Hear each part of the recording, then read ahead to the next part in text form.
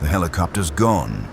I can still hear the rotors in my head, that fading whoomp getting quieter and quieter until there was just empty ocean and wind and the creaking of this platform beneath my feet. They said they'd come back. Jenkins, the pilot, he looked me dead in the eyes through his visor and said 72 hours, max. We'll have this sorted and come back for everyone we had to leave. That was 6 days ago. I'm standing in what used to be the crew quarters common room, looking out through salt-crusted windows at nothing but gray water in every direction. The North Sea doesn't give a shit about the end of the world. It just keeps rolling, same as it always has. Waves hitting the support columns below. That constant rhythmic boom that you stop hearing after a few weeks out here.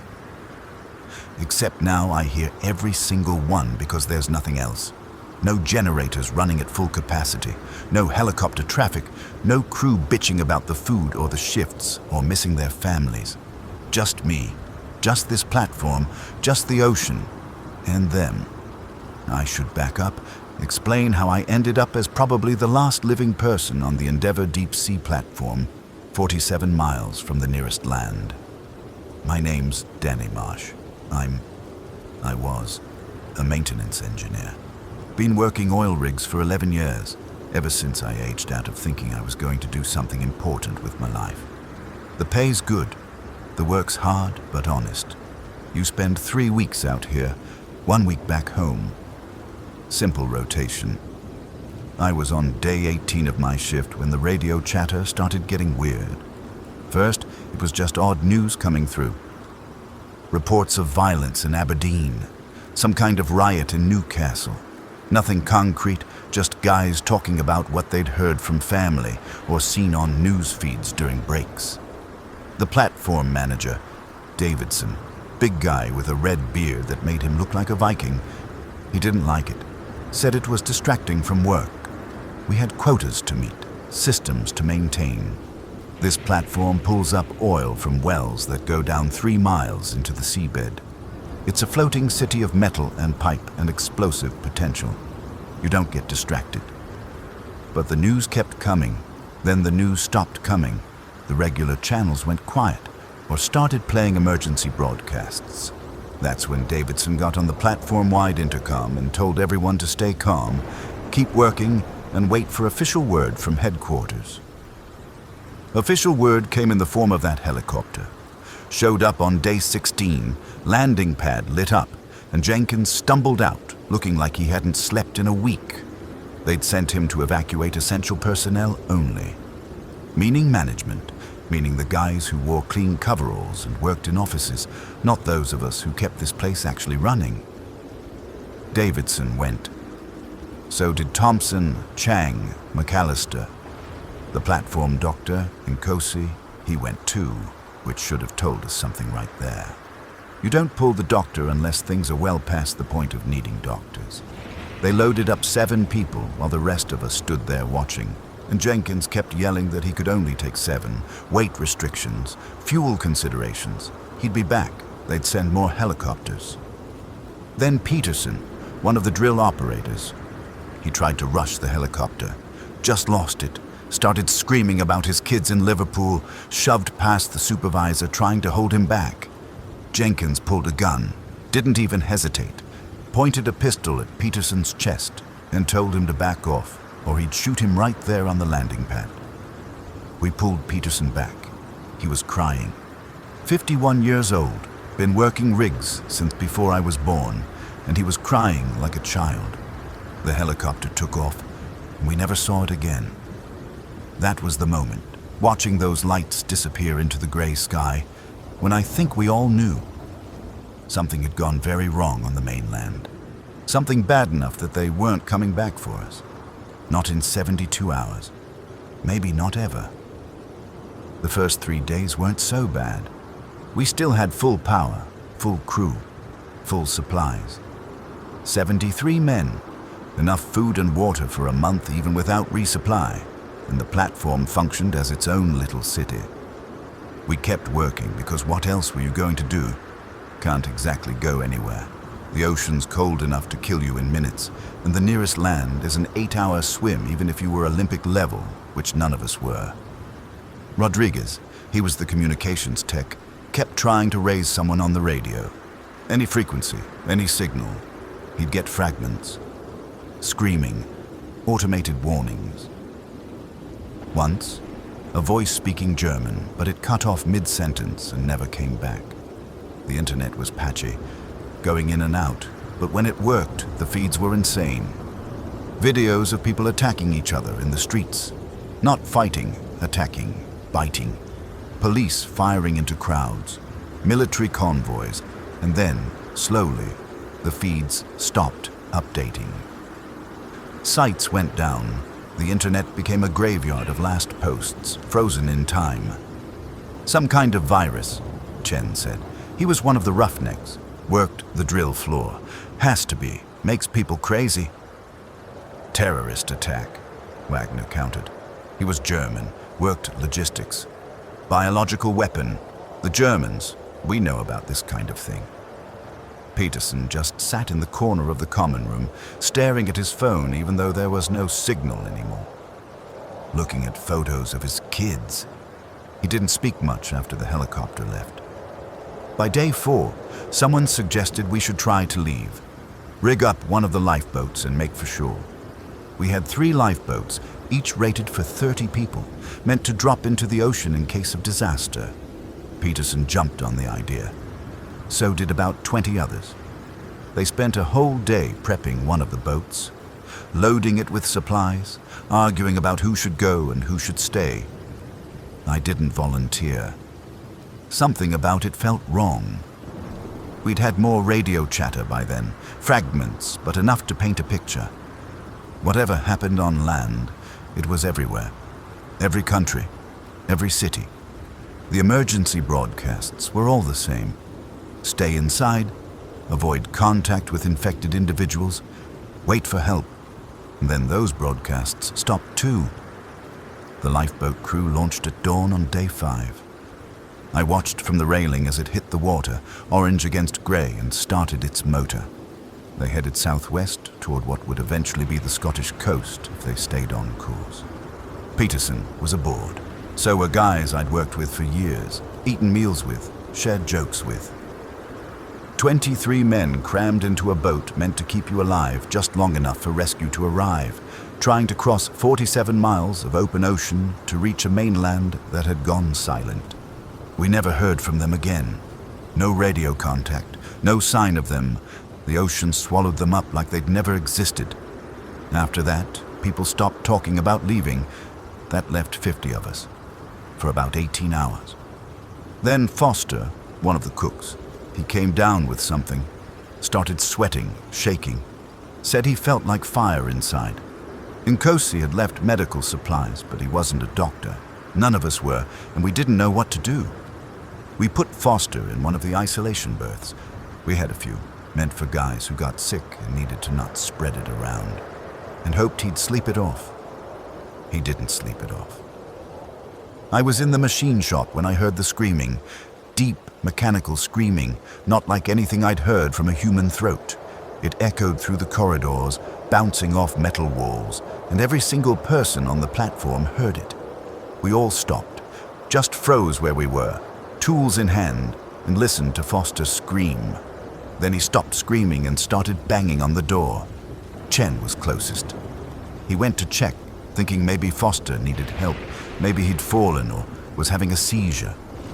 He opened the door to the isolation berth, and Foster came out like a rabid animal. Tackled Chen right there in the corridor, got his teeth into Chen's neck before anyone could react. Blood everywhere, spraying across the walls, and Foster wasn't Foster anymore. His eyes were wrong, clouded over, yellow around the edges, and the sounds he made, they weren't human sounds. It took 6 of us to pull him off. He fought like he didn't feel pain, like his muscles had been switched to some overdrive setting. We finally got him down, and Wagner, thinking quickly or maybe just panicking, grabbed a fire extinguisher and beat Foster's head in with it. Just kept hitting him until he stopped moving. Chen died 3 minutes later, choking on his own blood. We threw Foster's body overboard, Chen's too, after we'd stood around his corpse for 20 minutes arguing about whether we should bury him at sea with some kind of ceremony or what. In the end, we just wrapped him in a tarp and dropped him into the ocean because we were all terrified and nobody knew what to do. That night, Henderson started showing symptoms. Same sweating, same shaking. We locked him in the isolation berth immediately. He begged us not to. Cried, promised he was fine, just a panic attack. But we'd all seen Foster, seen what happened to Chen, and we weren't taking chances. Henderson turned within 6 hours. Started screaming around 2 a.m. Same sounds Foster had made. That awful, wrong screaming. Then the banging started. The door to the isolation berth was solid metal with a magnetic lock. He couldn't get out. But he tried. He tried for 3 hours straight, slamming his body against that door over and over while we all sat in the common room listening, not saying a word. When the banging finally stopped, Rodriguez went to check. Looked through the small window in the door. Henderson had beaten himself so badly trying to get out that he'd fractured his own skull. Dead in a pool of his own blood, fingers broken from clawing at the metal. We left him in there, sealed the room. Nobody wanted to touch him, get near him, risk whatever had killed Foster and Henderson jumping to them. That was yesterday. Last night, 3 more guys started showing symptoms. Same progression. Sweating, shaking, fever. We locked them in separate rooms, and they all turned within hours. All 3 of them, screaming and banging through the night. One of them, Kowalski, he managed to break his own arm so badly that the bone came through the skin. We could hear him gurgling on blood as he kept throwing himself at the door. This morning, Wagner didn't come to breakfast. I went to check his bunk and found him there, already cold, dead in his sleep. No visible wounds. But his eyes were open and clouded over, same as Foster's had been. I didn't stick around to see if he'd start moving again. Just sealed his quarters and walked away. That's when people started really panicking. It became clear, whatever this was, it was on the platform. We'd been exposed somehow, maybe before the helicopter even arrived, maybe something in the air or water, and once you showed symptoms, you turned. Once you turned, you became violent, mindless, focused only on attacking anyone near you. The remaining crew, 42 men, we had a meeting. Everyone crammed into the common room, maintaining distance from each other like proximity itself could kill. The ranking guy left was Rodriguez, since he'd been senior communications tech, and he tried to maintain some kind of order. "We need to quarantine anyone who shows symptoms immediately," he said. "No exceptions. No waiting to see if they recover. First sign of sweating or fever, they go into isolation." "And then what?" someone asked. "We just listen to them scream and die." You got a better idea? Nobody did. That meeting was 6 hours ago. Since then, 5 more people have started showing symptoms. We're running out of rooms to lock them in.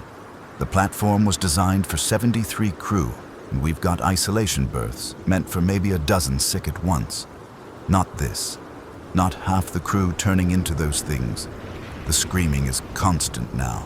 It comes from different parts of the platform, the berths, the storage areas, even the engine room where we locked up Martinez after he started showing symptoms during his shift. He's still down there, banging on the metal walls, and the sound echoes up through the whole structure. I'm alone in this common room because I can't stand to be around the others anymore. Every cough, every person who looks sweaty or pale, you wonder if they're next. You watch them, waiting for the moment they'll start shaking, and they watch you back the same way.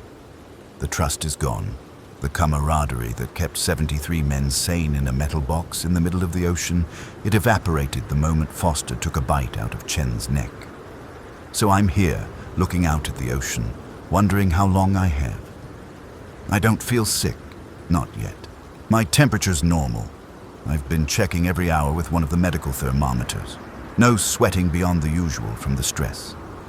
No shaking, but that doesn't mean anything. Henderson seemed fine until suddenly he wasn't. The sun's setting now, the ocean's turning from gray to darker gray, and soon it'll be night. Another night of screaming from the locked rooms. Another night of wondering which of us will be next. I've been trying to figure out the pattern, if there is one. Foster was a cook. Henderson worked the cranes. Martinez was maintenance like me. No common duties, no obvious exposure to the same spaces. It seems random, which somehow makes it worse. At least if there was a pattern, you could avoid it, take precautions. But there's no pattern. It's just happening. I should probably try to eat something. We still have full supplies in the kitchen. The cooks are dead or turned, but the food's still there. Industrial freezers full of meat, dry goods enough for a month. But I'm not hungry. Haven't been hungry since yesterday. Just nauseous, on edge, waiting. Someone's coming down the corridor. I can hear footsteps, human footsteps, normal rhythm. Not the shambling or running that the turned ones do. It's Petrov. Russian guy, worked the drill systems. He looks terrible, eyes sunken, face pale. You should not be alone, he says in his thick accent. Is dangerous. Everywhere's dangerous, I reply. He nods, understanding. Pulls up a chair and sits across from me, keeping a good 6 feet of distance. We both know why. Rodriguez, he wants to shut down the non-essential systems, Petrov says. Save fuel, power, make the supplies last longer. Longer for what? For who? He shrugs. Maybe someone comes. Maybe the cure, they find it. Maybe something changes. Nothing's changing. You've seen the radio traffic. The world's gone. We're just the last little piece floating out here, and we're going too. Then what we do? I don't have an answer for that. What do you do when you're trapped on an oil platform with dwindling crew and no hope of rescue? When half your people are locked in rooms, transformed into screaming monsters? When you're maybe hours or days away from joining them? We sit in silence, listening to the ocean and the distant screaming. Somewhere on the platform, someone's crying.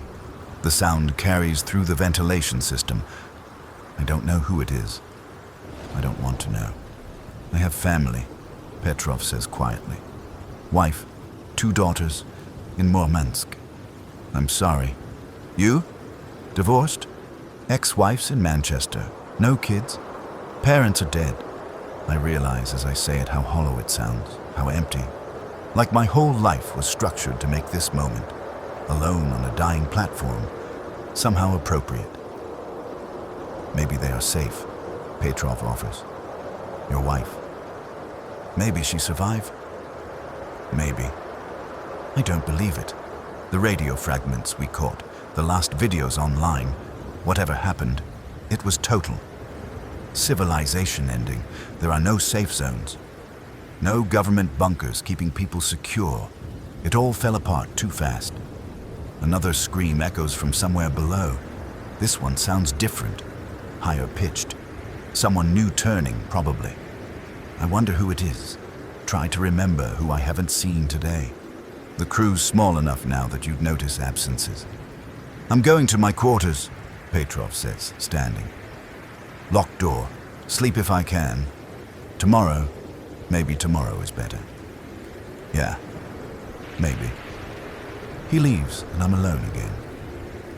The sun's fully down now and the common room windows just reflect back darkness in my own face, ghostly in the glass.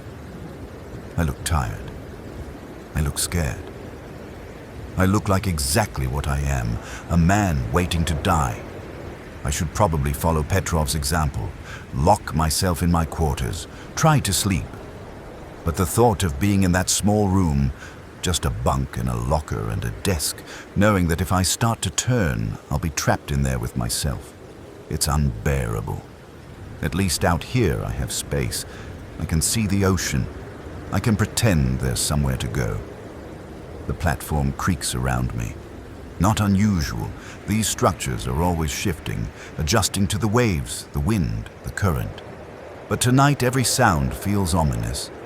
Every groan of metal could be something breaking, some critical support failing. Or worse, it could be them. The turned ones, locked in their rooms, still trying to get out. How long until the doors fail? They're strong, but they weren't designed to withstand someone throwing themselves against them for hours on end. Eventually something will give. A lock will break. A hinge will fail. And then what? We've got maybe 3 dozen turned scattered across the platform, and if they get loose, I'm not going to think about that. Can't think about that. Instead, I force myself to stand, leave the common room, head toward the kitchen. If I'm going to wait out the end of the world, I might as well have coffee. The kitchen's industrial. Stainless steel everything, massive stoves and ovens and freezers designed to feed 73 men 3 meals a day. Now it's just empty and echoing. The lights hum overhead. One of them flickers, strobing the room for a second before steadying. The coffee maker's still on. Half a pot of burnt sludge from this morning sitting there. I dump it, make a fresh pot, because what else am I going to do with my time? As it brews, I look through the supplies. The freezers are still cold. We haven't shut down that system yet. Inside are rows of frozen meat, vegetables, prepared meals. Months' worth if rationed properly. Not that it matters. We won't last months. We'll be lucky to last weeks at this rate. The coffee finishes and I pour a cup, black, hot enough to burn. It tastes like dirt, but it's familiar. Something normal in a world gone completely wrong. I stand there in the kitchen, drinking burnt coffee, and try to remember what normal felt like. Just 2 weeks ago, I was complaining about the food, about the long shifts, about missing TV shows I wanted to watch. Stupid, trivial problems. I'd kill to have those problems again. A crash from somewhere above, metal hitting metal, loud enough to make me jump, spill coffee on my hand. I curse, set the cup down, listen. Another crash. It's coming from the upper deck near the crane controls. Someone's up there. Someone or something. I grab a wrench from the kitchen tools. We keep basic equipment everywhere on the platform and head toward the stairs. Probably stupid. Probably I should lock myself in my quarters like Petrov. But I need to know. Need to see what's happening. The stairs are steep. Metal grating that rings under my boots. Each step echoes up and down the stairwell. I'm making enough noise to wake the dead, which is a phrase that doesn't feel funny anymore. At the top, I pause, listen.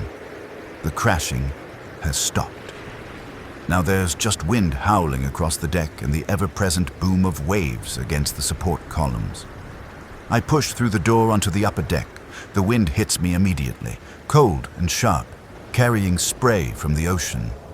The platform's lighting throws harsh shadows across everything, and for a second I can't see what made the noise. Then movement catches my eye. Jacobson.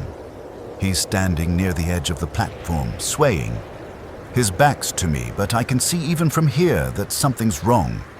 His movements are off, jerky. His clothes are torn and there's something dark on them. Blood, probably his own.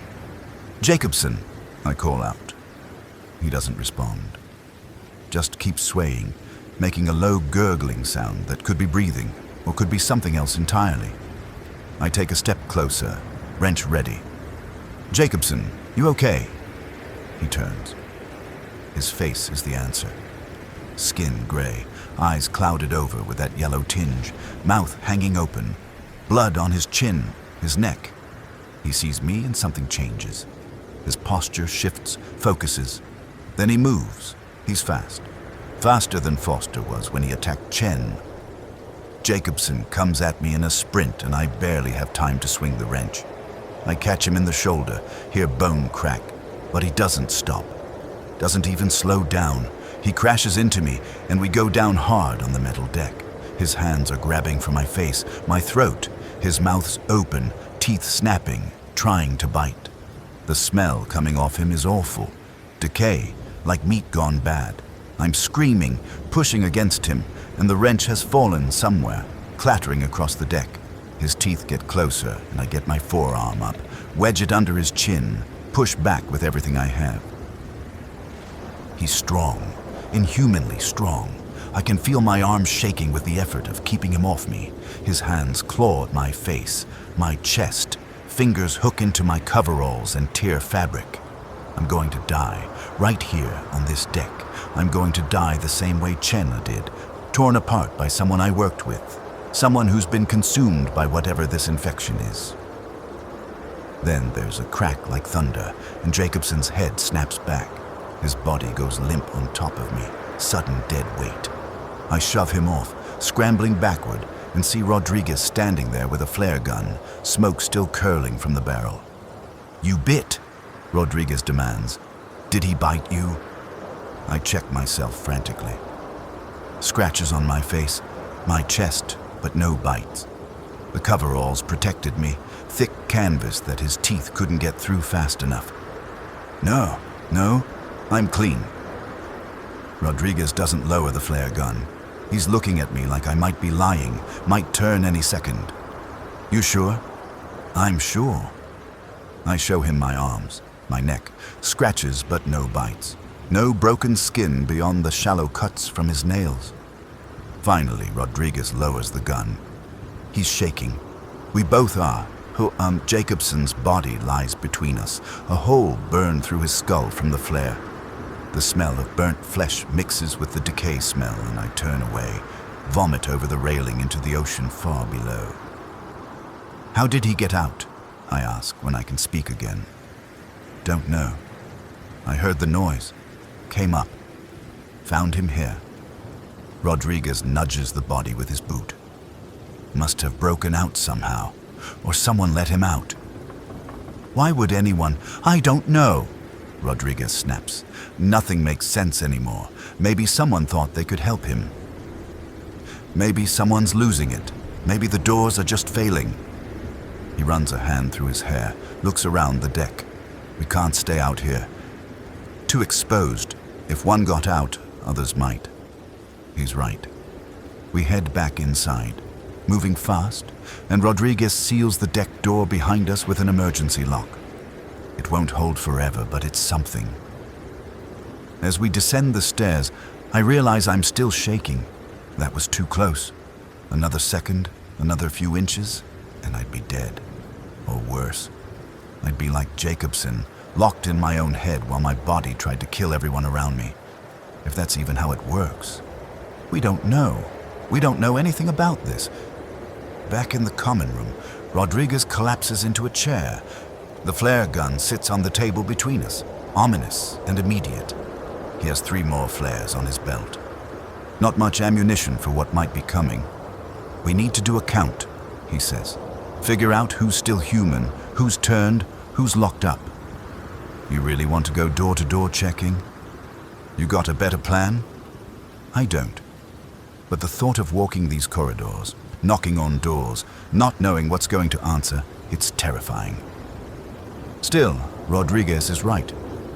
We need to know what we're dealing with. "All right," I say. "Let's do it." We start with the quarters, moving through each section systematically. Rodriguez has a platform master key meant for emergencies, and we use it to check the locked rooms. Most of them contain bodies. Men who turned and then died from the violence of their own transformation, beating themselves apart, trying to escape. It's a horror show, blood on every surface, broken bones, torn flesh. And the smell, that decay smell, thick and cloying. Some of the rooms contain living turned. They throw themselves at the doors when they hear us, screaming and clawing. We mark those rooms, move on quickly. Better to leave them locked up than risk another attack. By the time we've covered the crew quarters, we've found 37 turned, some dead, some still active. That leaves 13 crew unaccounted for, including us. We find 3 of them in the engine room, barricaded behind equipment. They have weapons, pipes, wrenches, anything heavy they could grab. They nearly attack us before they realize we're human. "How long have you been down here?" Rodriguez asks. Since yesterday, one of them says. His name's Miller. We heard the screaming, decided to lock ourselves in, figured the engine room's defensible. Only one way in. You're lucky, I tell him. Jacobson got loose. He's dead now, but if more break out... Miller's face goes pale. We need to get off this platform. How? Rodriguez challenges. We've got no boats left, no helicopter, no way to call for help. We're stuck. Then we're dead. You understand that? We're all dead. Nobody argues because he's right. We are dead. It's just a matter of when and how. The other 10 unaccounted crew? We never find them. Either they're hiding somewhere we didn't check, or they went into the ocean, or they're turned and wandering areas we haven't covered. The platform's big enough that someone could hide for days if they wanted to. We end up back in the common room, 7 of us total. Rodriguez, me, Miller, and 4 others. Petrov, Hayes, Okafor, and someone I don't know well named Singh.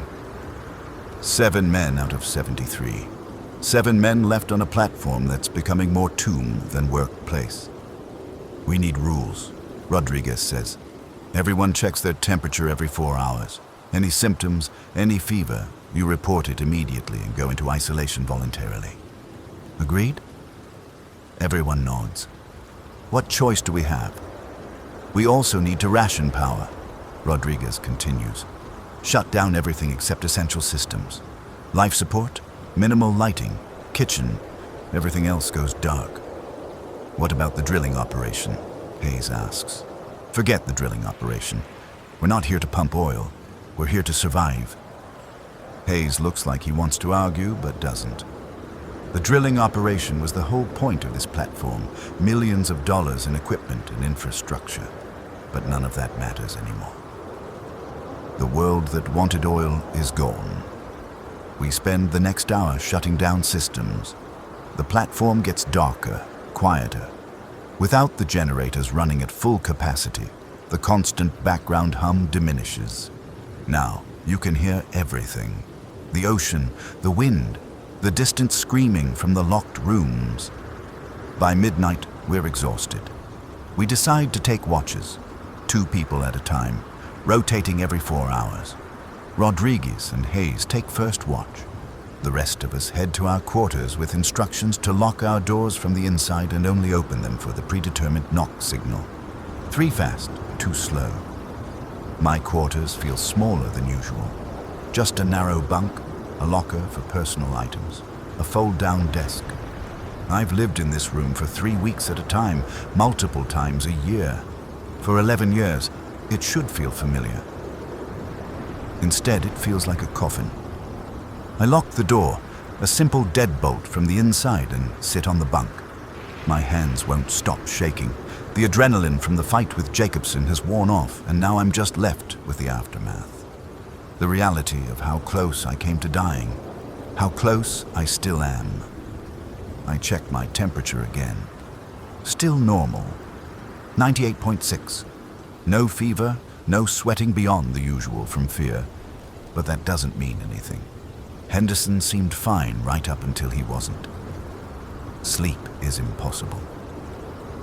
I lie on the bunk, staring at the ceiling, listening to the platform creak and the ocean boom and the screaming from somewhere distant. Hours pass. At some point I must drift off because I wake to pounding on my door and pale light coming through the small porthole window.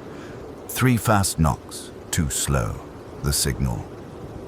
I open the door and find Petrov there, looking worse than yesterday if that's possible. Your watch, he says. Me and Singh, we go sleep now. Anything happen? No, all quiet except for... He gestures vaguely, meaning the turned one's still locked up, still screaming periodically. Rodriguez, he wants to talk. Everyone, common room. I follow him there and find the others gathered. We all look terrible, exhausted, haunted, on edge.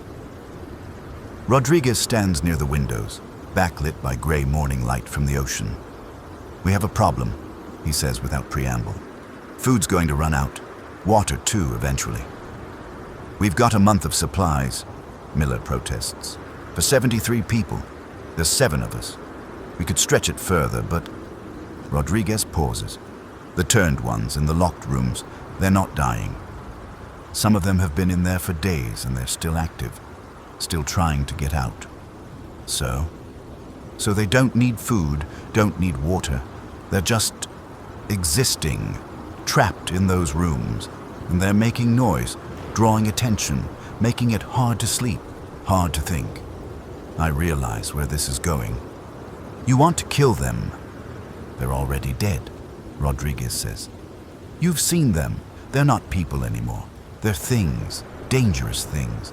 And leaving them in those rooms, listening to them day and night, it's torture for us, and it's pointless for them. Some of them were our friends, Okafor says quietly. We worked with them, lived with them. I know, and I'm sorry. But this isn't about friendship anymore. It's about survival. We can't survive with those things screaming all day and night. We can't survive wondering if they're going to break out like Jacobson did. The room goes silent. Everyone's looking at each other, at the floor, anywhere but at Rodriguez. Finally, Singh speaks up. How would we even do it? The rooms are sealed. We have flare guns, or we could flood the rooms with CO2 from the fire suppression system, or... Stop, I interrupt. Just stop. You're talking about murdering people. They're not people anymore. We don't know that. Maybe they can recover. Maybe this is temporary. You saw Foster. You fought Jacobson. You really think they're going to snap out of it? Wake up one day and be normal again. I don't have an answer for that. Because he's right. What I saw in Jacobson's eyes, there was nothing human left. No recognition, no consciousness, just hunger and violence. But still. The idea of going room to room, killing 37 people who were our crewmates just days ago, it's monstrous. It's wrong. We should vote, Hayes says. Everyone gets a say. This is too big for one person to decide. Rodriguez nods reluctantly. Fine. All in favor of putting down the turned ones. 3 hands go up. Rodriguez, Hayes, and Miller. Against. 3 hands. Me, Okafor, and Singh. Everyone looks at Petrov. He hasn't raised his hand either way. He's sitting there, staring at the table, and I can see the conflict on his face. Petrov, Rodriguez prompts. We need your vote. This is not right, Petrov says slowly. But also, it's not right to let them suffer. To let us suffer listening to them. I do not know what is correct. Then vote with your gut, Miller says. What does it tell you? Petrov looks up, and there are tears in his eyes. It tells me we are already dead, all of us. Whether we kill them or not, we are dead. So maybe we give them peace, and us peace also. He raises his hand. In favor. The decision's made. 4-3. We're going to kill them. The next hours are the worst of my life. We gather equipment, CO2 canisters from the fire suppression system, because flooding the rooms is more humane than going in with weapons. Rodriguez has the master key and knows how to operate the systems. The plan is to pump CO2 into each sealed room through the ventilation, suffocate the turned ones in their sleep if they sleep, or at least relatively peacefully if they don't. The 3 of us who voted against, me, Okafor, and Singh, we make it clear we won't participate actively. We'll help with logistics, stand watch, but we won't be the ones opening valves or monitoring the process. It's a coward's compromise, and I know it, but I can't bring myself to do more. Room by room, we do it. Rodriguez checks through the small window first, confirms there's a turned inside. Then he opens the ventilation access, connects the CO2 canister, and floods the room.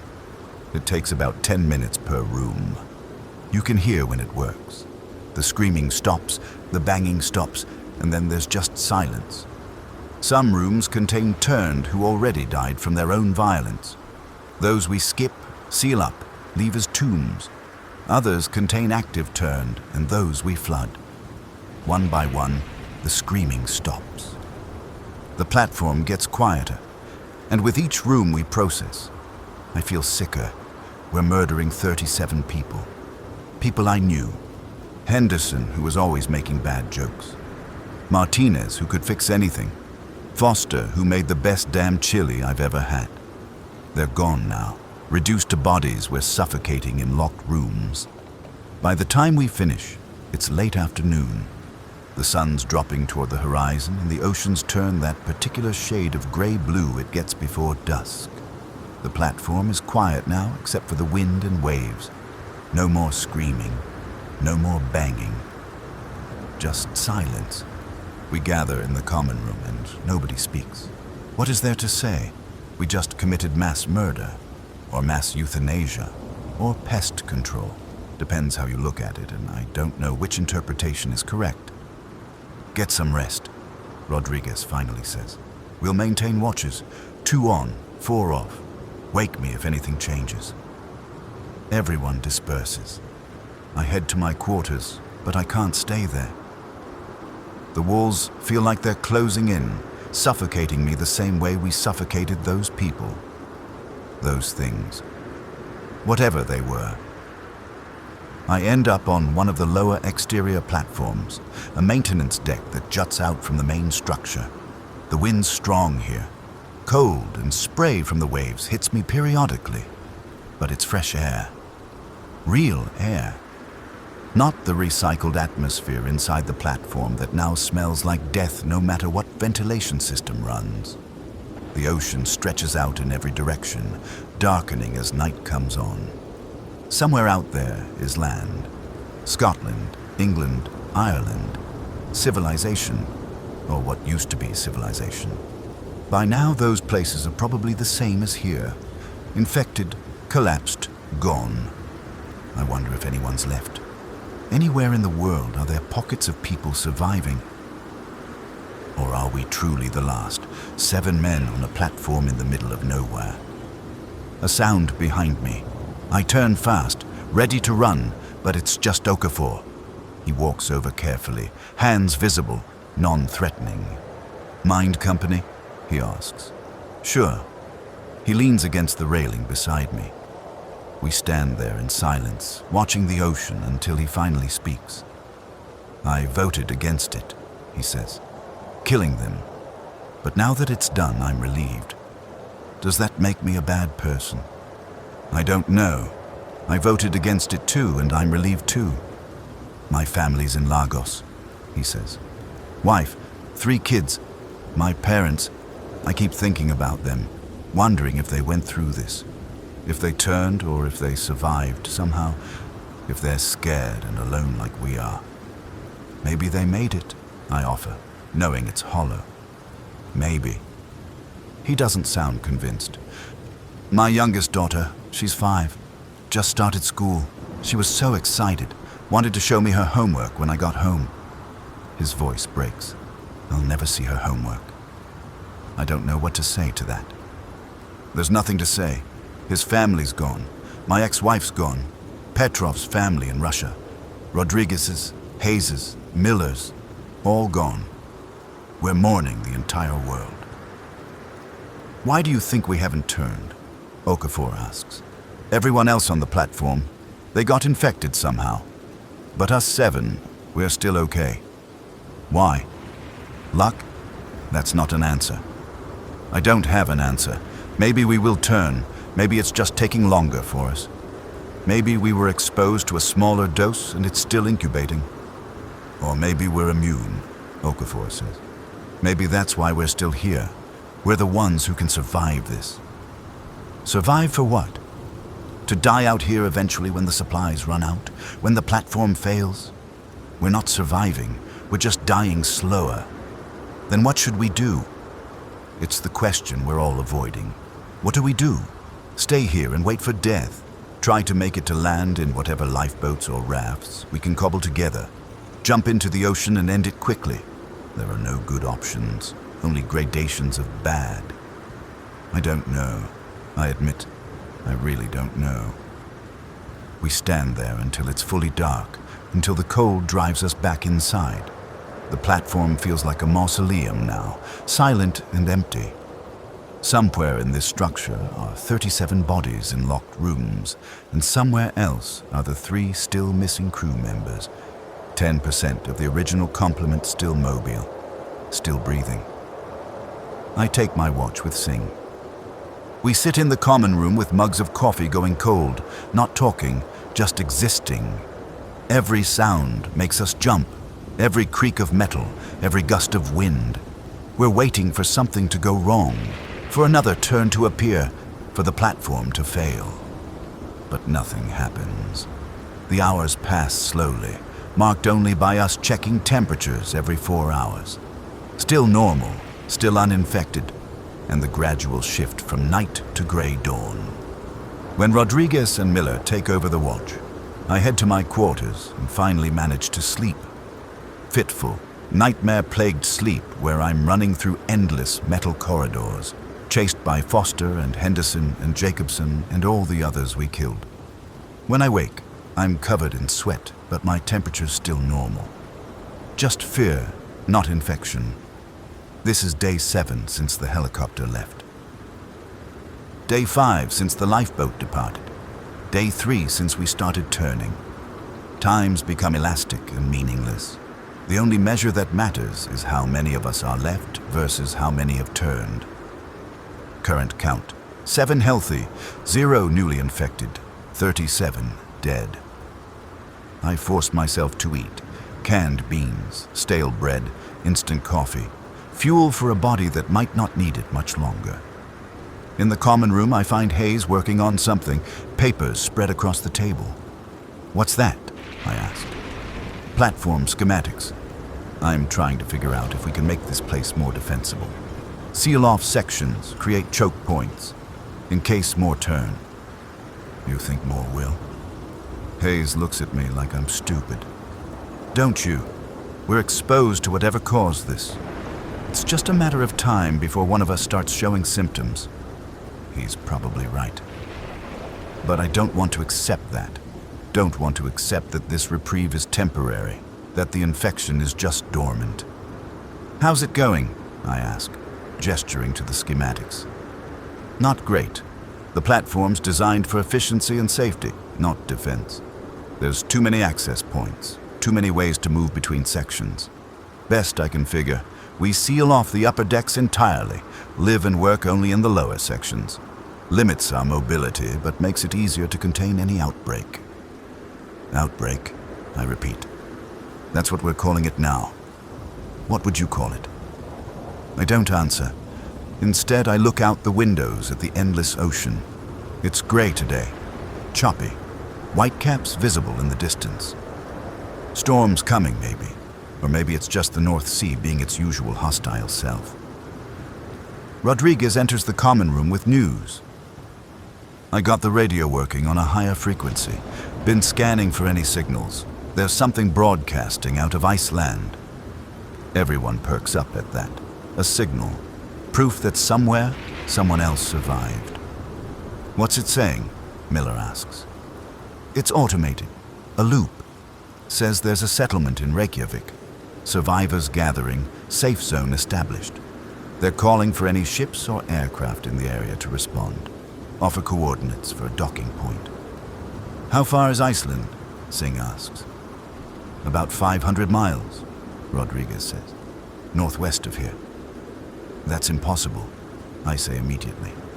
"We don't have a ship. The lifeboats won't make 500 miles, especially not with the storm coming. And we don't have enough fuel for the platform's emergency systems to relocate us." "I know. But I thought you should know someone's out there." "Someone survived. It's cruel, really, knowing there's safety 500 miles away, completely unreachable. Like being told there's water just over the next dune while you're dying of thirst in a desert. Technically possible, practically impossible." "Could we signal them?" Okafor suggests. "Let them know we're here. Maybe they can send a ship." "I've been transmitting," Rodriguez says. "Our coordinates, our situation.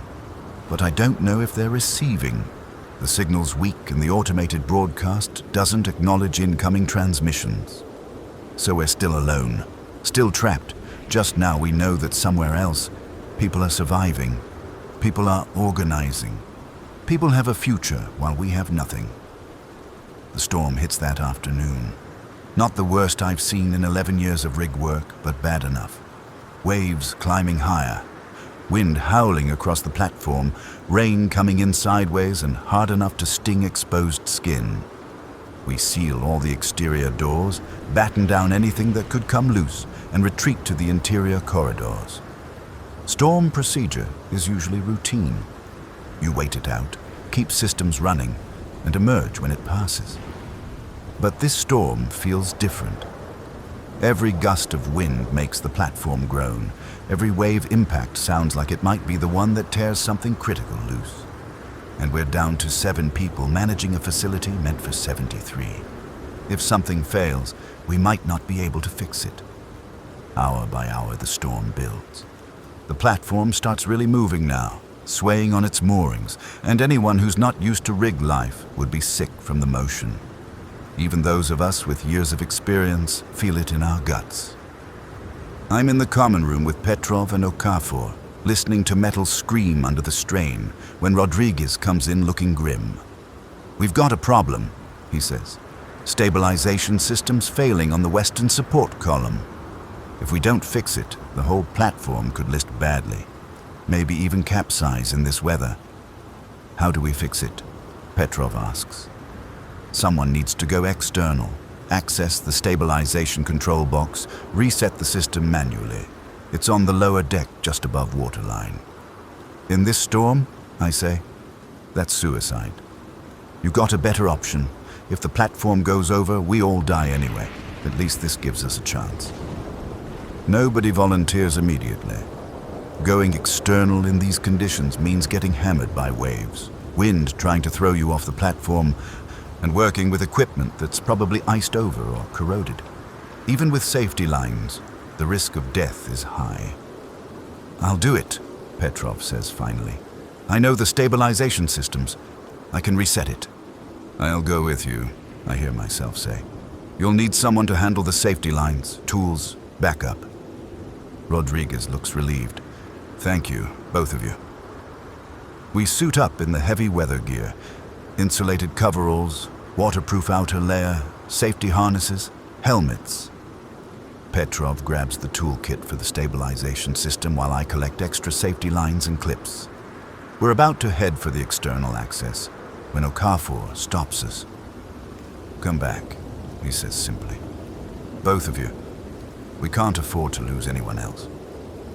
We promise we'll try, though we all know promises don't mean much anymore. The external access door opens into hell. Wind immediately tears at us. Rain feels like needles, and the noise is overwhelming. Wind, waves, metal creaking, all of it amplified. The platform's moving more than I realized, swaying in big, slow arcs that make walking difficult. We clip our safety lines to the guide rail and start making our way toward the western support column. The deck's slippery, covered in water and spray, and every few seconds a wave hits the platform hard enough to send water cascading across the deck. We're drenched within seconds despite the waterproof gear. The stabilization control box is mounted on the exterior of the support column, accessible via a narrow catwalk that runs around the column's circumference. We reach the catwalk and I secure myself to the railing while Petrov opens the control box. Inside, the electronics are partially flooded. Seawater's gotten in somehow, corroding connections. "Can you fix it?" I shout over the wind. "Maybe. Need to bypass the damaged circuits, reset the control board." He goes to work and I hold the flashlight, trying to keep it steady while the platform heaves beneath us. A wave hits particularly hard, sends spray 30 feet up, and we're both soaked again. My fingers are going numb from the cold. Petrov's hands shake as he works, whether from cold or fear I can't tell. Minutes pass. Each one feels like an hour. I'm watching Petrov work, watching the ocean, watching our safety lines. Everything's movement and noise and cold. Then Petrov shouts something I can't hear over the wind. "What?" I yell back. He points to the control board. Green lights are showing. The system's resetting. Relief floods through me. We did it. We actually did it. The platform stabilization should kick in, compensate for the storm, keep us upright. Then something hits the platform. Not a wave, something else. A massive impact from below, hard enough to jar the entire structure, send vibrations through the metal. Petrov and I grab the railing, hold on as the platform tilts, stabilizes, tilts again. "What the hell was that?" I shout. Petrov shakes his head. He doesn't know either. Could be debris from another rig, could be a shipping container torn loose from a cargo ship, could be anything. The ocean's full of hazards during a storm. We need to get back inside. Now, we're too exposed out here, too vulnerable. We secure the control box and start making our way back along the catwalk. Another wave hits, bigger than before. And this time, the water's deep enough to knock Petrov off his feet. His safety line catches him, but the impact's hard, slams him against the railing. "You okay?" I grab him, help him up. "Ribs," he gasps. "Think I broke something." Great. We're halfway back to the access door in the middle of a storm, and Petrov might have broken ribs. I get under his arm, support as much of his weight as I can, and we hobble towards safety. Each step is agony, for him from the ribs, for me from the effort.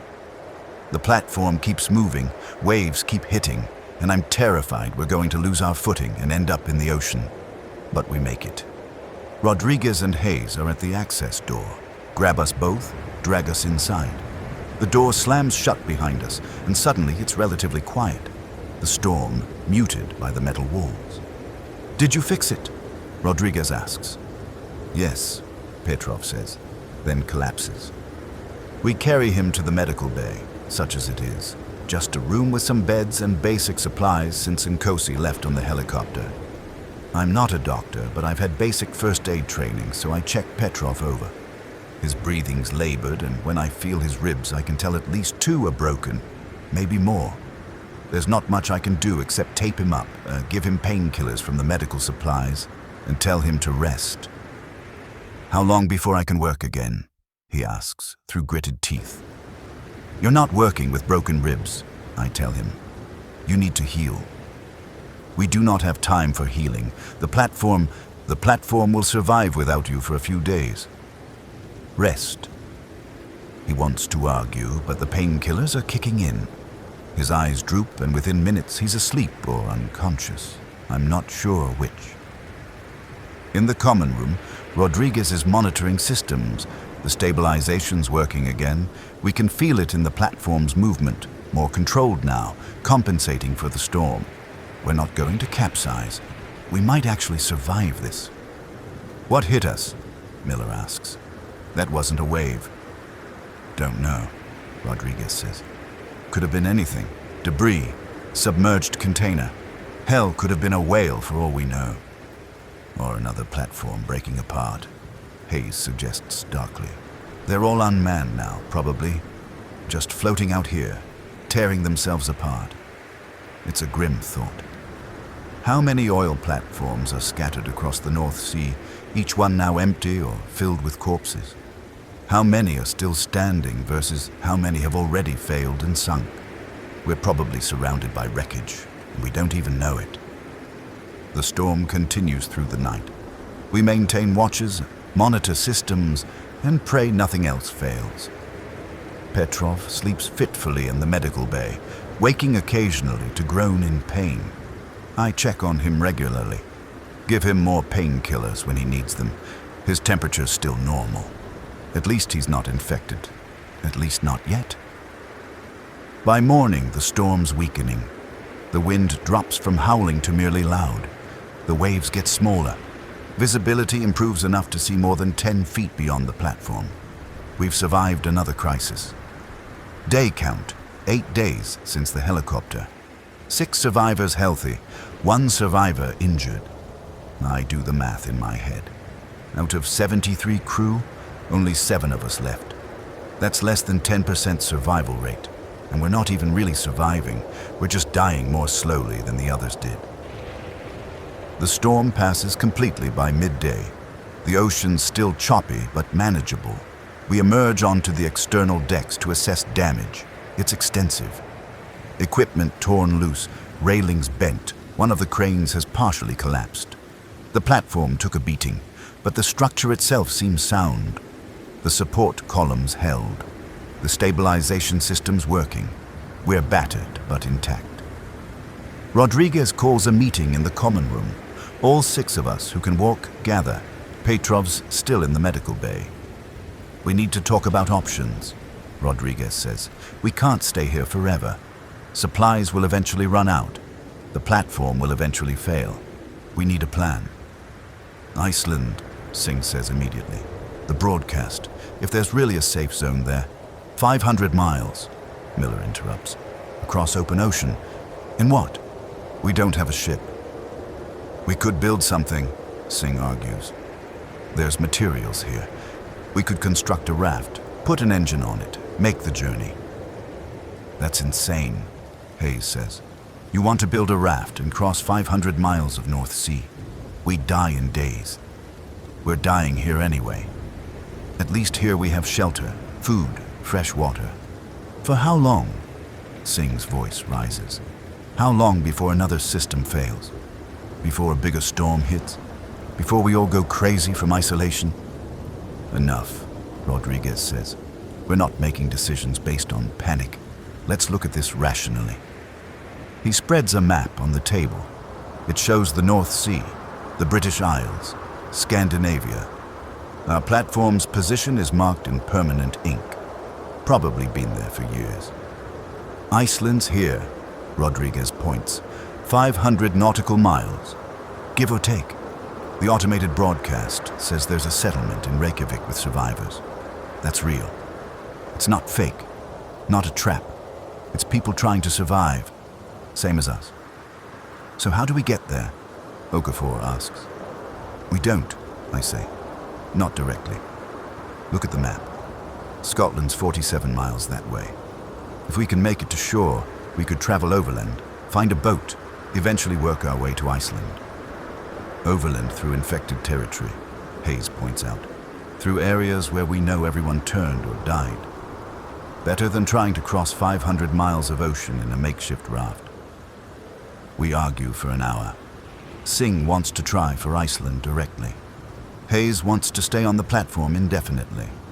Miller suggests we try to reach shore and then reassess. Okafor stays quiet, not taking sides. Rodriguez tries to moderate, but it's clear he's leaning toward attempting the shore. Finally, we vote. Again. 4 in favor of trying to reach Scotland: Rodriguez, Miller, Okafor, and me. 2 in favor of staying: Hayes and Singh. Petrov doesn't get a vote? Singh asks. Petrov can't travel with broken ribs, I point out. If we leave, he'd have to stay regardless. So we're abandoning him. The accusation hangs in the air, and Singh's right. If we take one of the remaining lifeboats and make for shore, we'd be leaving Petrov behind, leaving him alone on this platform to heal or die. He can't come, Rodriguez says quietly. Not in his condition. The journey would kill him faster than staying here. Then I'm staying too, Singh says. I won't abandon him. Hayes nods. Same. I voted to stay anyway. Someone should be here if rescue comes. So that's decided. 4 of us will attempt to reach shore. 2 will stay with Petrov. When we tell him the plan, he's furious despite the painkillers. You're leaving me to die, he says flatly.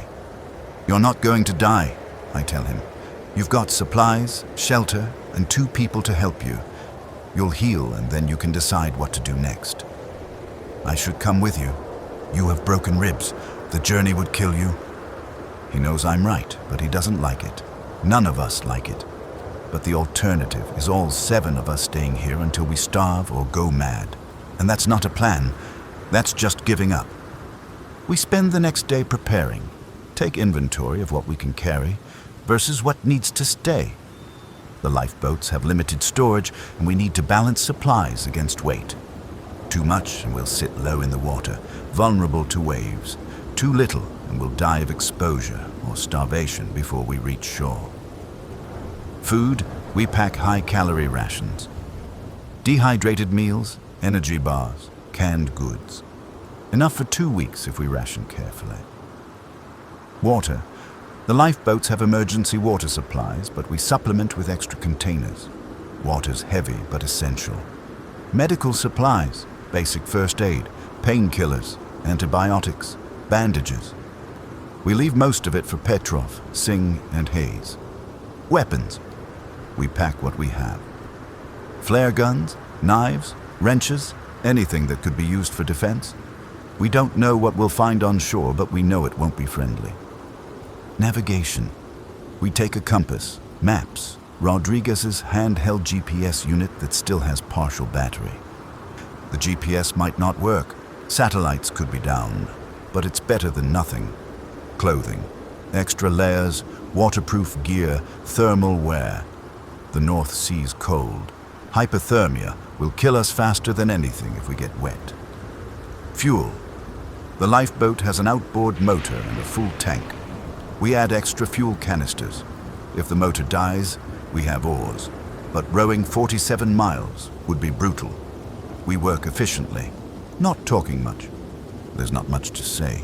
We're attempting something dangerous with a low chance of success, abandoning 3 people on a dying platform and heading toward a shore we know is infested with those things. By evening, we're ready. The lifeboat's loaded and hanging in its launch cradle. We just need to wait for optimal conditions. Calmer seas, daylight, good visibility. Our last night on the platform is strange. We gather in the common room, all 7 of us, and somebody breaks out the good coffee we'd been saving for the end of the rotation. We drink it black and bitter, and for a while, feels almost normal. Just guys finishing a shift, ready to head home. When you get to shore, Singh says, "Find a radio. Let us know you made it." "We will," Rodriguez promises. "And if you find survivors, tell them we're here. Tell them 3 idiots stayed behind on platform Endeavor and could use a pickup." "Will do." Petrov raises his coffee mug, winces from the rib pain. "To survival," he says in his heavy accent. "Whoever survives, wherever you go." "To survival," we echo. We drink. The coffee's terrible and perfect. I memorize this moment.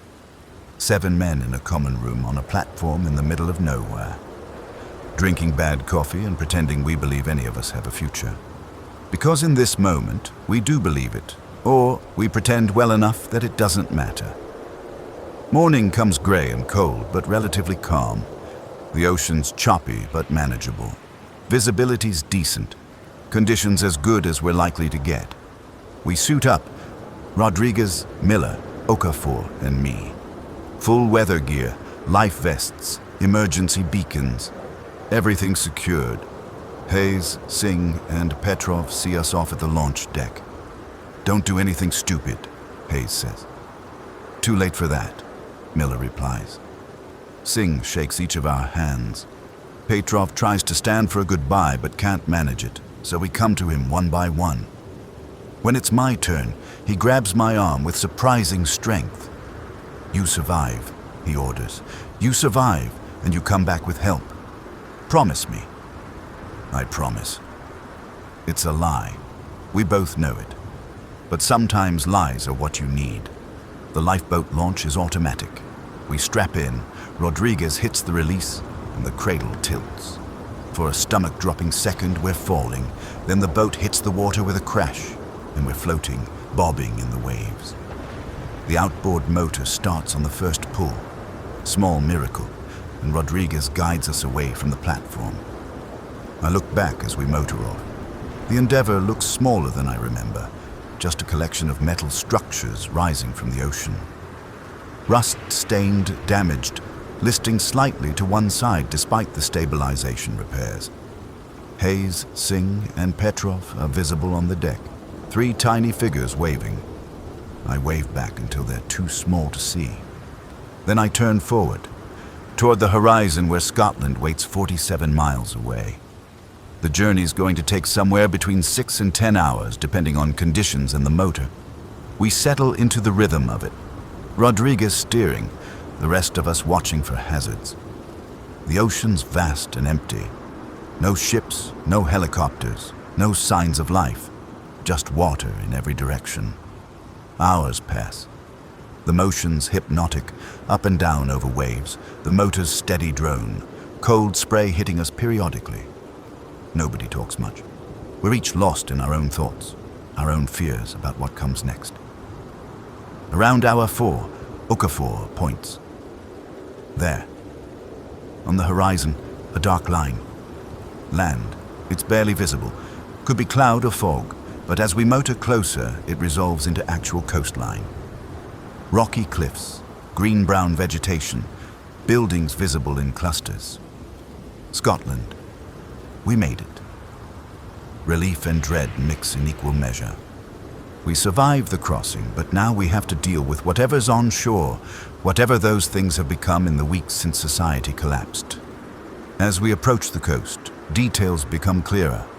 The buildings are damaged, some collapsed, others burned. No lights, no movement visible. It looks abandoned. Dead. Rodriguez aims for a small harbor built into a natural cove. Fishing village, probably, or a small coastal town. We motor past a breakwater, partially collapsed, and into calmer water. The harbor's filled with boats, but they're all empty, some half sunk. We tie up to a dock that's miraculously still intact and climb out of the lifeboat on shaky legs. Solid ground feels wrong after 8 days of platform motion. The world sways even though it shouldn't. The town's silent. Not the peaceful silence of a quiet morning, but the dead silence of absence. No birds, no voices, no engines. Just wind moving through empty structures. Stay together, Rodriguez says quietly. Weapons ready. We move into the town, keeping to cover, checking corners. The streets are littered with debris, abandoned cars, broken windows, scattered belongings. Signs of violence everywhere. Blood dried black on pavement, doors torn off hinges, and bodies. Not many. Most people are just gone. But we pass 3 corpses in the first block, all showing signs of attack. Torn throats, massive trauma. These people were killed by the turned ones. Where is everyone? Miller whispers. Dead, or turned, or fled inland, Okafor suggests. We're looking for supplies. Food, water, anything useful. Maybe a vehicle that works. But the town's been picked clean. Every store's been looted, shelves empty. Houses are the same, ransacked, abandoned. We check a dozen buildings and find nothing worth taking. Then we hear it. A sound from deeper in the town. Not quite human, but not quite animal either. That gurgling, screaming sound we heard from Foster, from Henderson, from all the turned ones on the platform. Move, Rodriguez hisses. We back away carefully, trying not to make noise. But it's too late. Something's heard us. More sounds now, multiple voices if you can call them that, all making that same awful noise. And they're getting closer. Run! We run. Back toward the harbor, back toward the boat. Behind us, the sounds multiply, echo off buildings. I risk a glance back and see them, dozens of figures pouring out of structures, shambling and running with that terrible jerky speed. Their clothes are torn, bodies showing decay and damage, but they move fast. Too fast. We reach the dock and pile into the lifeboat. Rodriguez fumbles with the motor cord, pulls once, twice, third time it catches and roars to life. We're backing away from the dock when the first of them reaches it. A woman, used to be a woman, in the remains of a floral dress. Her face is ruined, eyes clouded, mouth open in a constant snarl. She doesn't stop at the dock's edge, just keeps coming, falls into the water with barely a splash. More follow. They're jumping into the harbor after us, some sinking immediately, others thrashing in the water. They can't swim, or won't, but they try anyway, clawing toward us until the water pulls them under. Rodriguez guns the motor, and we tear out of the harbor, back toward open ocean. When we're clear, he kills the engine and we drift, all of us breathing hard, watching the coast. The town still visible in the distance. The turned ones are gathering on the docks, dozens of them, maybe 100. They stand there swaying, watching us, waiting. So that's Scotland, Miller said. That went well. Nobody laughs. It's not funny. We crossed 47 miles of ocean to reach a coast that's just as dead as the platform. Maybe more dead. At least on the platform we could isolate ourselves. Here, those things are everywhere. What now? Okafor asks. We find somewhere else, Rodriguez says. Another town, somewhere less populated. There has to be somewhere we can resupply. And if there isn't, then we head back to the platform. But we can't do that. Even if we wanted to, we burn too much fuel getting here. We'd never make the return journey. We're committed now, shore or nothing. We motor north along the coast, staying offshore, watching for anywhere that looks safe. Every settlement we pass is the same. Damaged, abandoned, probably filled with turned. Hours burn past, our fuel gauge drops. We're going to have to make landfall soon, whether we want to or not. Finally, around dusk, we spot something different. A lighthouse on a rocky promontory, isolated from any town. Single structure, stone construction, probably 100 years old. No signs of damage, no signs of turned. There, I point, might have supplies, might be defensible. Rodriguez steers us closer. The lighthouse sits on rocks that jut out into the sea, connected to the mainland by a narrow causeway that's partly submerged at high tide. We can't reach it by boat. The rocks are too dangerous. So we beach the lifeboat on the closest accessible shore and wade through shallow water to the causeway. The lighthouse looms above us, white tower striped with red, dark windows like empty eyes. The door's closed but not locked. We push it open carefully, weapons ready, and step into darkness. "Hello?" Rodriguez calls out. His voice echoes up the lighthouse's interior. No answer. We climb the spiral stairs, checking each level. Storage room, keeper's quarters, lamp room at the top. It's all empty, abandoned but intact. And there are supplies, canned food in the storage room, water containers, blankets, even a working radio. Someone was living here, Okafor observes. Recently, this stuff's organized. He's right. The lighthouse has been converted into a shelter. Someone survived here, stockpiled supplies, tried to wait out the apocalypse. But they're gone now. Think they left? Miller asks. Or turned? Don't know. Don't care, Rodriguez says. This place is perfect for us. Defensible, stocked, isolated. We're staying. None of us argue. It's the best option we've had in days.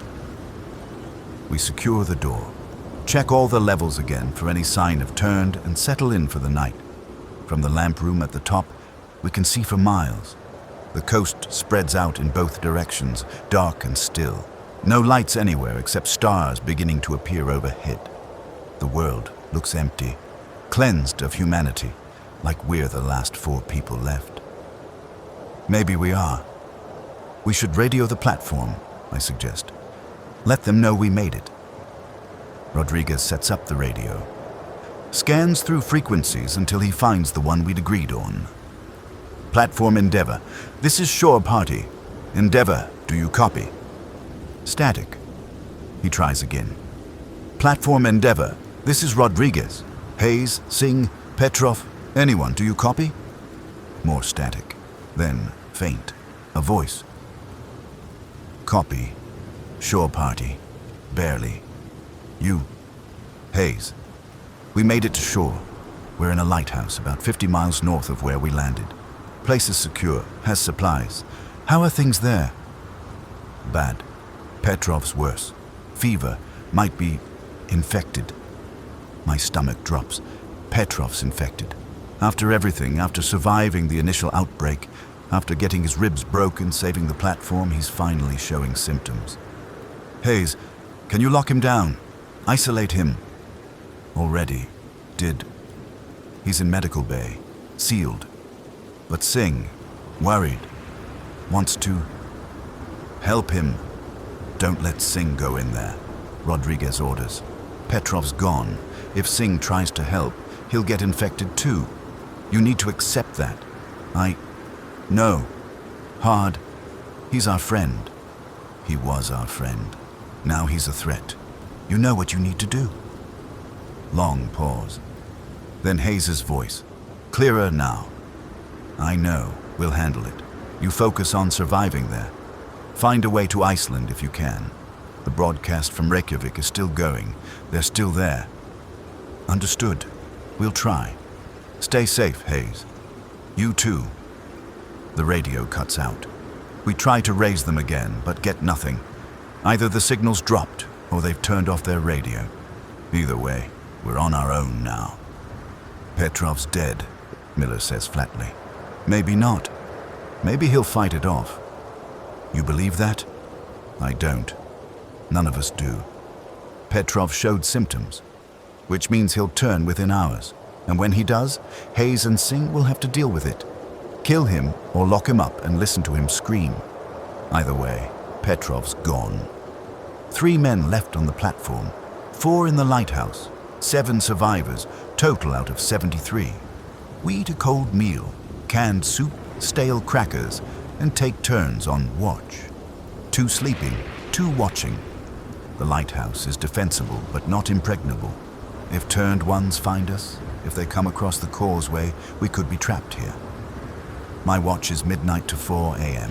I spend it at the top of the lighthouse, looking out over the dark coast, seeing nothing and hearing less. The isolation's complete. We could be the only living people in Britain for all we know. When Okafor relieves me, I climb down to the keeper's quarters and crash on one of the bunks. Sleep comes fast and deep, exhaustion overriding fear. I wake to shouting. It's light outside. Morning, maybe 8 or 9.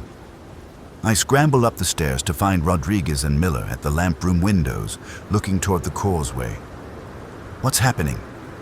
We've got company, Rodriguez says. I look where he's pointing. The causeway's exposed at low tide, and crossing it are figures. Dozens of them, all moving toward the lighthouse with that shambling, jerky gait. The turned ones found us. How did they know we're here? Miller asks. Doesn't matter. They're coming. We need to defend the door. We race down the spiral stairs. The lighthouse's main door is solid wood, heavy with a metal bar that drops across it from the inside. We secure it just as the first of the turned reach it and start pounding. The sound is horrible. Fists on wood, dozens of them, constant rhythmic pounding, and the screaming, that gurgling, inhuman screaming that makes your skin crawl. Will the door hold? Okafor asks. It's held for 100 years, Rodriguez says. It'll hold now. But he doesn't sound certain. None of us are. We've got maybe 50 turned ones trying to break down a single door. If it fails, we're dead. No escape except jumping into the ocean, and we die of hypothermia within minutes. The pounding continues for hours. It doesn't stop, doesn't slow. The turned ones don't get tired, don't give up. They just keep hitting the door, over and over, while we sit inside listening and hoping. We're trapped, Miller says. Even if the door holds, we can't leave. They'll just wait out there forever. Then we wait them out, Rodriguez counters. We've got supplies. Eventually they'll wander off. Will they? Or will they stay until we starve? Nobody has an answer for that. By evening, the pounding has worn a visible depression in the door. The wood's starting to splinter. It's not going to hold much longer. We need to thin their numbers. I say. Pick them off somehow. How? We open the door and they flood in. Not the door. The windows. The lighthouse has windows on every level. We lean out, use the flare guns, take them down one at a time. It's risky, but it's better than waiting for the door to fail. We grab the flare guns, 4 of them total, and position ourselves at windows on the second level. High enough that the turned can't reach us, low enough that we can aim. On 3, Rodriguez says. Aim for the heads. Make every shot count. 1, 2, 3. We lean out and fire. 4 flares streak down into the mass of turned ones. 2 hit heads. I see one go down immediately. Another stumble. The other 2 flares hit bodies, burn but don't kill. The turned ones react. Some turn toward us, reach up uselessly. Others keep pounding the door. We reload and fire again. And again. It takes us an hour to kill maybe 20 of them. The flares are devastating when they hit right. Burn through skull and brain, drop a turned instantly. But they're slow to reload and hard to aim. And we only have so many flares. 30 left, Miller counts. Maybe less, and we're out of flares. The pounding on the door continues. We've thinned their numbers, but not enough. The door's not going to hold. We leave, I say. Go out the top. Climb down the outside of the lighthouse. Head into the hills inland. That's insane, Okafor says. You got a better idea? He doesn't. None of us do. So we gather what we can carry, food, water, weapons, and climb to the lamp room. There's an exterior catwalk around the top of the lighthouse, meant for maintenance. It's narrow, exposed, terrifying, but it's our only option. Rodriguez goes first.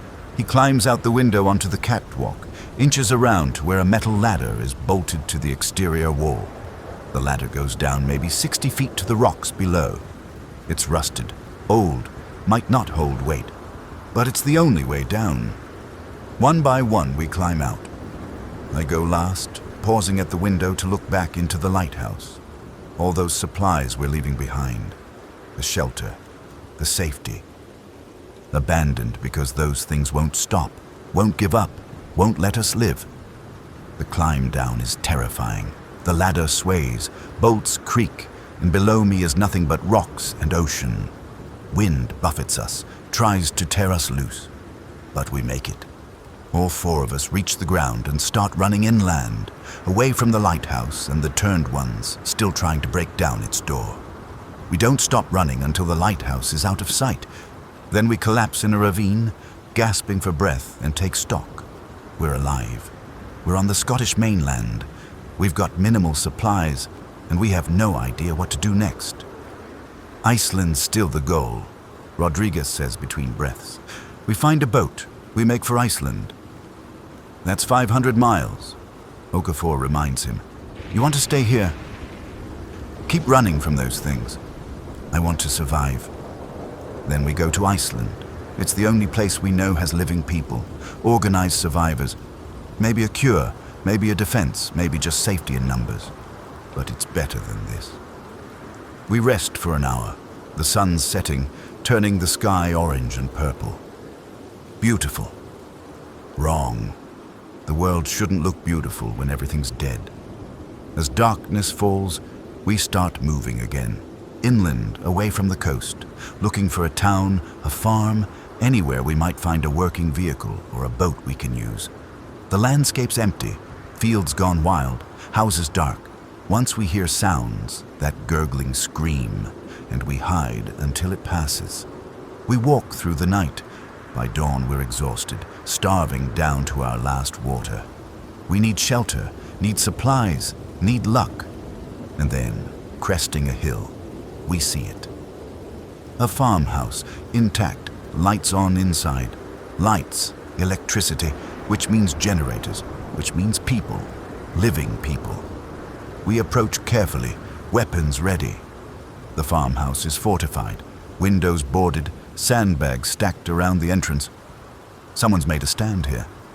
Rodriguez knocks on the door. Hello? Anyone home? We're not infected. We're survivors from an oil platform. We need help. Silence. Then a voice. Scottish accent, male. How many of you? 4. Weapons. Flare guns, knives, wrenches. Nothing meant to hurt people. Step back from the door. Hands where I can see them. We comply. The door opens a crack and a man looks out. Older, maybe 60, grey beard, shotgun in his hands. He looks us over carefully. You're not bit? Not infected? No, sir. We've been isolated on a platform for 8 days. Just reached shore today.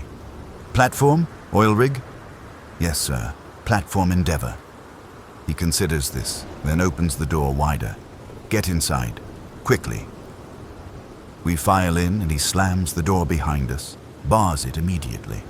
The interior of the farmhouse is cramped and dark despite the lights. Windows are covered, spaces filled with supplies and equipment. And there are people. A woman, 2 children, and another man. A family plus 1. I'm McGregor, the man with the shotgun says. This is my farm, my wife Ellen, my grandchildren Sarah and James. And this is Patterson. He gestures to the other man, younger, military bearing.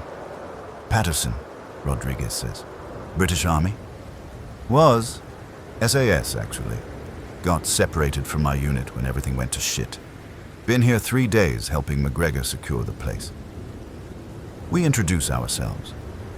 Tell our story. The platform, the outbreak, the journey to shore. McGregor listens carefully, asks good questions. By the end, he seems satisfied we're legitimate. You're lucky you found us, Ellen says, bringing us water and food. Actual hot food, soup and bread. Most folks who survived the first wave are long gone. Fled to the cities thinking there'd be help. There wasn't. How bad is it? I ask. Total, Patterson says bluntly. Britain's gone. Europe's gone. From what we've heard, everywhere's gone. The infection, whatever it is, it spread too fast. Governments couldn't react. Militaries couldn't contain it. By the time people realized how bad it was already over. But the broadcast from Iceland, Rodriguez says. Reykjavik's still standing. There's survivors there. A safe zone. You heard that too? McGregor looks interested. We picked it up on our radio. Been thinking about trying to reach it, but it's so far. We need a boat, Rodriguez says. Something that can make the journey. You have anything? Know where we could find something? McGregor and Patterson exchange looks. Then McGregor nods slowly. There's a marina, about 20 miles northwest of here, in Ullapool. I know the harbor master, or knew him before. He had some decent boats, fishing vessels, small yachts. If any of them survived the chaos, you might be able to take one. Will you come with us? Okafor asks. To Iceland? Maybe, McGregor says. Let us think on it. It's a big decision. Leaving the farm, everything we know. But if there really is a safe zone, he looks at his grandchildren. They're young, maybe 8 and 10, and they look terrified. This is no life for children. We spend the night at the farmhouse. Real beds, hot food, safety behind fortified walls. It feels like luxury after the platform in the lighthouse. But it's temporary. Come morning, we need to move. Find that boat. Attempt the journey to Iceland, if we can survive that long.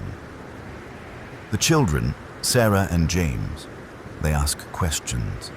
About the platform, the ocean, what it's like living on the water. They're scared, but trying to be brave. Ellen does her best to keep them occupied, distracted from the horror outside. Patterson tells us more about the situation. The military tried to establish safe zones in the major cities. London, Edinburgh, Glasgow, but they fell within days. Too many infected. Not enough soldiers. The infection doesn't discriminate. It took soldiers as fast as civilians, maybe faster since they were in close contact with infected. And the government? Rodriguez asks. Gone. Last official broadcast was 10 days ago. Said they were relocating to a secure facility. Never heard from them again. It's every man for himself now. How do you survive? Here, Isolated like this? Carefully, McGregor says. We keep the lights minimal, noise down, don't draw attention. The infected seem to be drawn to activity, sound, light. So we hide, essentially. Wait for them to move on. It's worked so far. But you can't hide forever, Miller points out. No, which is why Iceland might be the answer.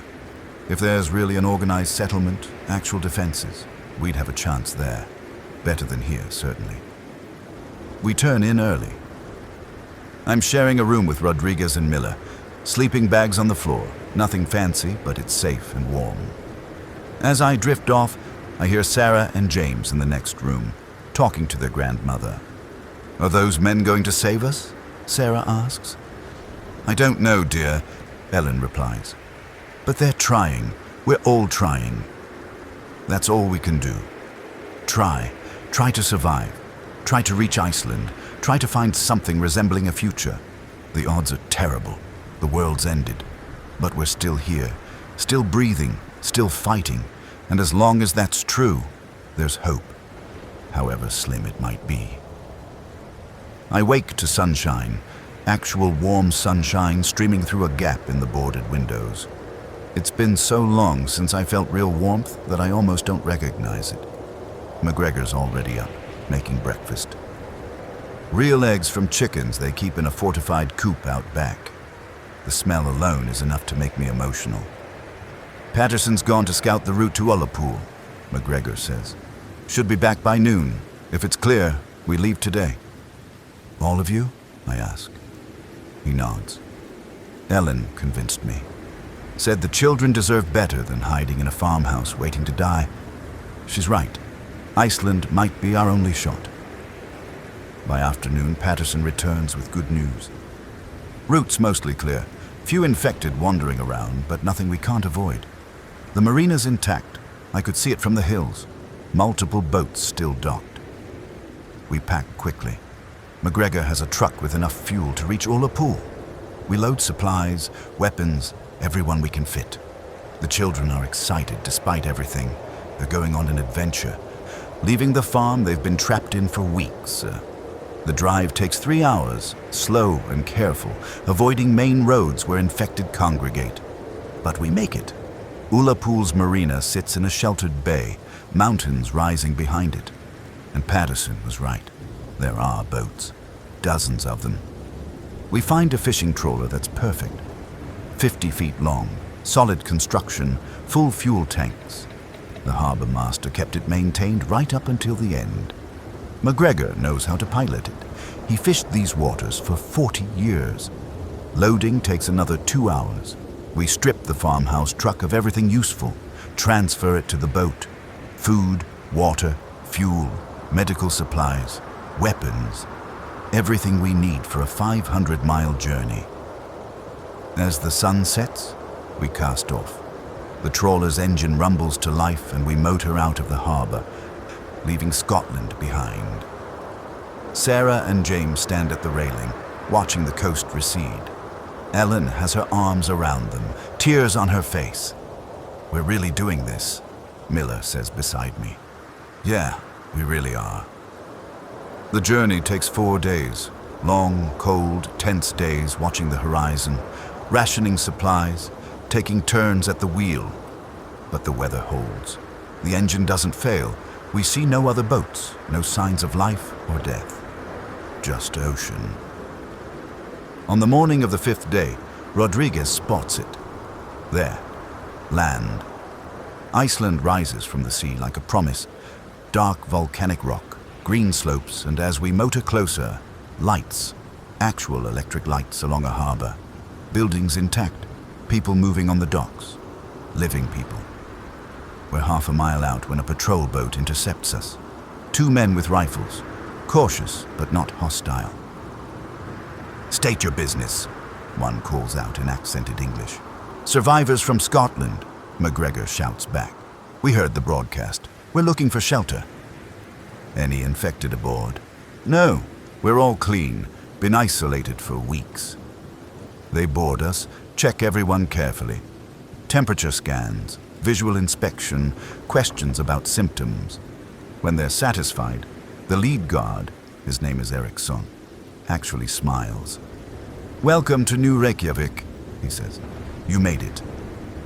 The harbor's organized chaos.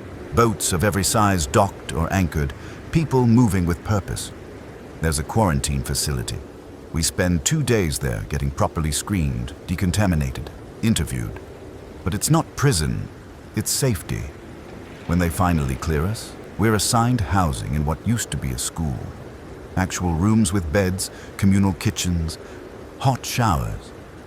Sarah and James run through the halls laughing. Children's laughter, something I thought I'd never hear again. The settlement has maybe 3,000 people. Survivors from all over. Iceland, Britain, Scandinavia, even a few from mainland Europe. They're organized, disciplined. There's a government of sorts, work rotations, defensive positions. They're not just surviving, they're rebuilding. I find Rodriguez on the roof of our building 3 days after arrival. He's looking out at the settlement, at the mountains beyond. "We made it," I say. "Yeah, against all odds, we actually made it." Think Hayes and Singh are still alive. Still on the platform? Maybe, I hope so. When things stabilize here, maybe we can send someone to check. And if they're not, then we survive for them. For Petrov, for Chen, for all the others who didn't make it. We survive and we rebuild and we make sure this, he gestures at the settlement, means something. I find Okafor working in the settlement's medical center. He's helping however he can, using his engineering skills to fix equipment. Miller's joined the fishing crews. They need people who understand boats and the ocean. McGregor's family has a small apartment overlooking the harbor. When I visit, Sarah and James are drawing pictures, actual children's activities. Ellen's teaching a class on food preservation to other survivors. McGregor's helping plan defensive fortifications. They're building a life here. We all are. 1 month after arriving, I'm assigned to a maintenance crew. Turns out oil platform engineers are valuable when you're trying to keep a settlement running. It's good work. Purposeful. I fall asleep exhausted each night and wake up to a world where that exhaustion means something. 3 months in, they throw a celebration. New Year's, arbitrary, since nobody's exactly sure what day it is. But it doesn't matter. 3,000 people gather in the settlement square. There's music, food, even some homemade alcohol. I stand there with Rodriguez, Miller, and Okafor. We're drinking something that tastes like diesel, but we're smiling. Sarah and James run past chasing other children. McGregor's dancing with Ellen. Patterson's laughing at something someone said. "We're going to make it," Okafor says. "Humanity's going to make it."